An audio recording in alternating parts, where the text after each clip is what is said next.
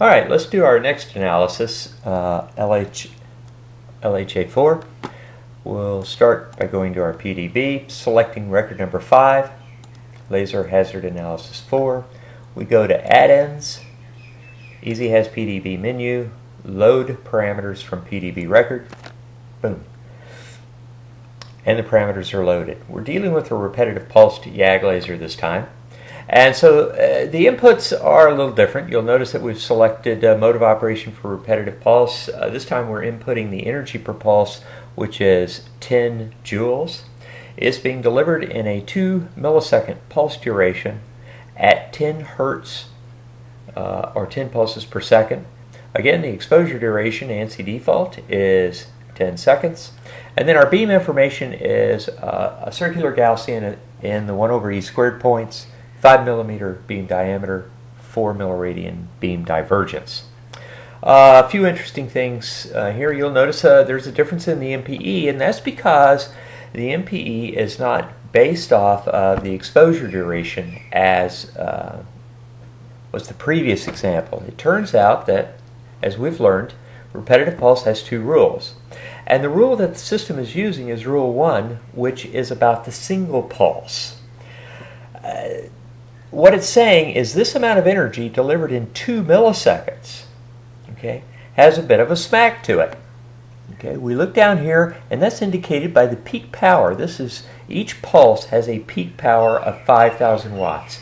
And so that 5,000 watts of peak power causes Rule 1 to be more restrictive than Rule 2 for this hazard analysis. Okay, so it's Rule 1 that's really dominating and not the 100 watts of average power that's calculated from the energy and the repetition rate. Notice that it's about OD of 6. This is interesting to me in that the NOHD isn't that much greater than the previous example of about 1100 meters, even though it is a really reduced MPE. That comes from the fact that the beam divergence is nearly twice what the previous example was. That means that this beam is spreading faster with distance and becoming less hazardous because the irradiance is going down quicker. That means that the beam irradiance is going to match the MPE in a shorter distance than if the beam divergence was lower. Okay, so even though this laser is more hazardous, the NOHD itself isn't much different than the previous example.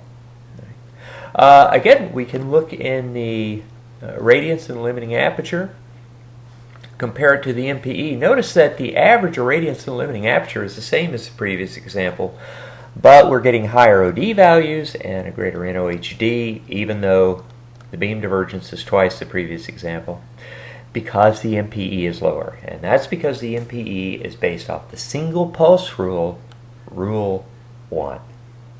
Okay?